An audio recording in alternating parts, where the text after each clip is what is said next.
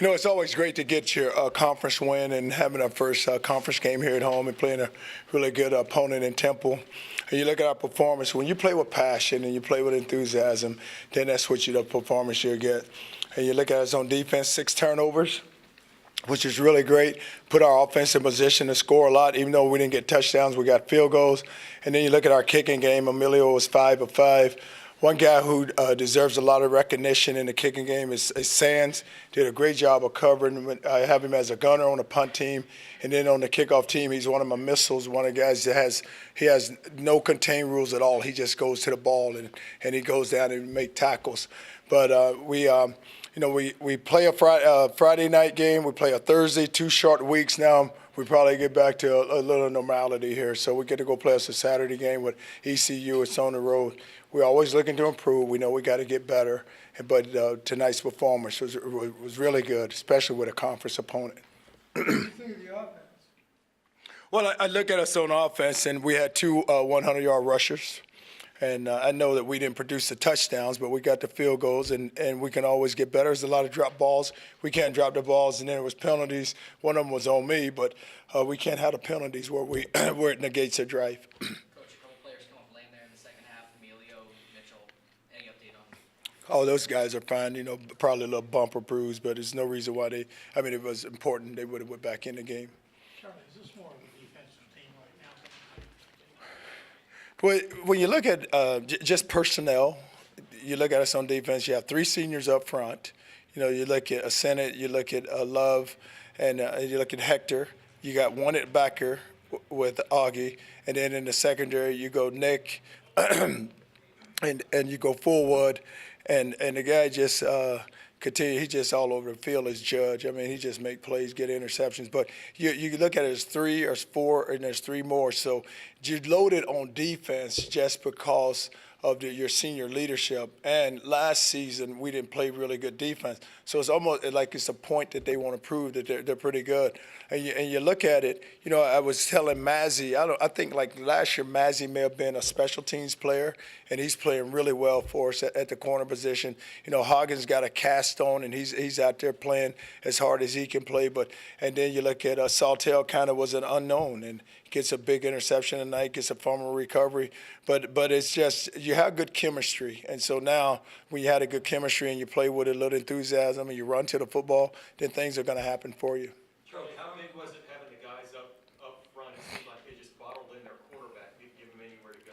Well, that was our plan because we knew this. If we get enough pressure, and we blitzed a lot, so when you blitz, I always tell our guys, we blitz, don't hang the secondary out to dry. You have to get there. So we're going to try to bring one more what they can block.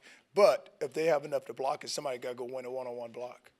Coach, do you hold your breath when Flowers tries to do his Cam Newton impersonation, lower his shoulder, and get it to the end zone? Well, that's kind of who he is, and you don't want to ever see. We for sure can't lose him, but it's all about protecting him. And a lot of times, he's tough enough, and he's going to lower his shoulder and try to run over people. But he got in the end zone and scored us a touchdown. Was Quentin a little too amped up for the game? So it seems some of his passes were sailing on him, or Say it again now. was Q a little too amped up for the game? I know it's a big rivalry game. Like some of his passes were sailing behind receivers. Did you see anything on the sideline? No, I mean I don't. I mean the guy, you got to make the throws, and some of them he didn't make. Charlie, I know you weren't here last year, but could you sense in practice this week how big this game was for some of your players?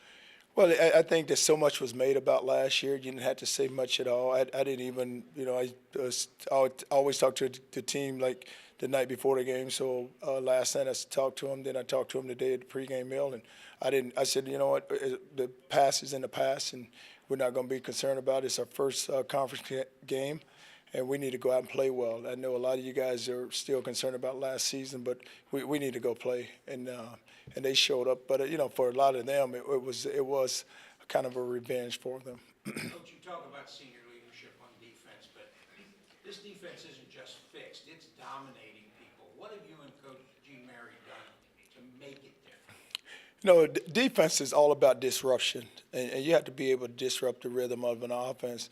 And so, coming in tonight, I don't know how many sacks they have given up, but they had no turnovers. And we made up our mind that let's put pressure on the quarterback. Let's make the quarterback beat us. Last year, the running back, I think he had somewhere in the neighborhood of 200 yards, average like 10 yards a carry. So we weren't going to let them run the football. We were going to load the box, and the thing about it, we had to win one-on-one blocks. But I always say this: if you went up front with your front, which we did with Hector and Sanat and Love and Reeves, and then you can come in with backups, then those guys, they know now just how hard they have to play in the standard that they're setting. And I told them, I said, guys, you have a chance to set a standard here on defense where now anyone that follows you, they're going to have to play up to that standard. If you had to describe your defense with one word, what the word be? Well, I just think that you have to be aggressive, and that's what they are. You have to be aggressive on defense, and that's what they are right now. They're really aggressive. Coach, if you look at all three phases of the game, your team looks hungry, like it's unfinished business. Is that the way you're looking at it too? And that's great that you play like that, because like tonight we didn't have a great night on offense, but we played well in the kicking game. We played well on defense. So 2 out of 3 phases played up to a level that everyone's pleased with. So when you get that type of play, the offense knows now next week they're pissed right now. So now they know that they're going to have to come in and they're going to have to do something, because a lot of them are upset about it. They didn't like their performance. So, but that's good, because you always have that carrot out there where you can kind of, you have something there where they have to go and they got to play for it, and they got to go fight for it. And defensively, we know we can't take a step back. And even in the kicking game, from last week to get an extra point block to a field goal, now Emilio goes out there and bangs out 5 of 5. Coach, you mentioned the defense, the word is aggressive. Is that what you want to see more with the offense? Maybe you want them to be a little more aggressive going forward? What is it? Well, you talk about offense, it's rhythm, and so right now we, you look at it, and I told Valdez that we hanging one out to him and he drops it, so that right there, boom, and then you hang one out to we throw one in the other end zone down there in the corner, and we drop that one.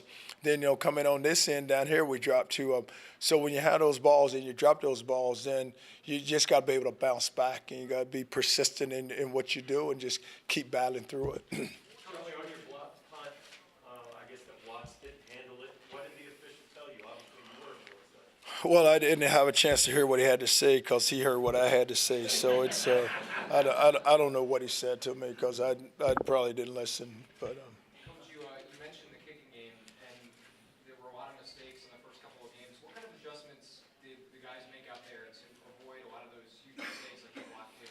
well, everything that is it's fixable. So you look at it. We had block punts where we should have never had a block punt.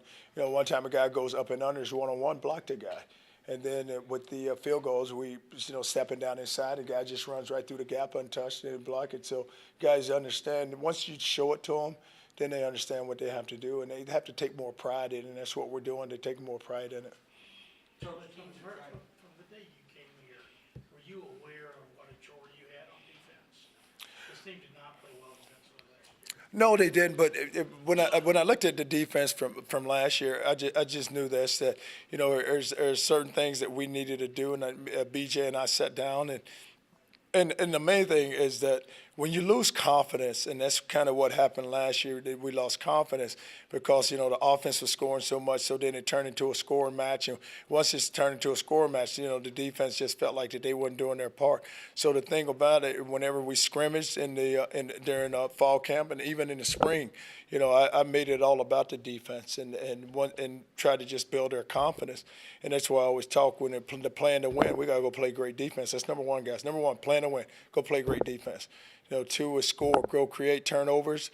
We got to go in the red zone. We have to score in the red zone, and then we have to win the kicking game. But play that great defense is what it's about. Out of all the schools that you've coached for, is this the best team that you've coached? Of the schools, well, it's hard to compare because at different places there's different players, and it just wouldn't be fair to make that comparison. Coach, Illinois and Temple tried to play fast with you. I think you had 18 or 19 possessions. That's going to equate to somewhere in the 40s or 50s. That's almost suicide, isn't it? Well, what happens when you get turnovers, you get the ball back. So you have to create turnovers to get that number of possessions. Because usually in a game, it's going to be, with no turnovers, you're going to get probably 12 possessions. So you have to create those. You got to get the ball back for your offense to create more possessions. And once you create more possessions, you get more opportunities to score. I think what we gave them, our offense probably had the ball, 6 times inside the 30. But you're going to get those opportunities if you just go play hard. One more, coach. What do you have to do to change the field goals and red zone to touchdowns? Well, we need to score touchdowns. I mean, I ain't trying to be smart, but score touchdowns, and we won't kick those field goals. But no, we need to execute better. All right? Thank you.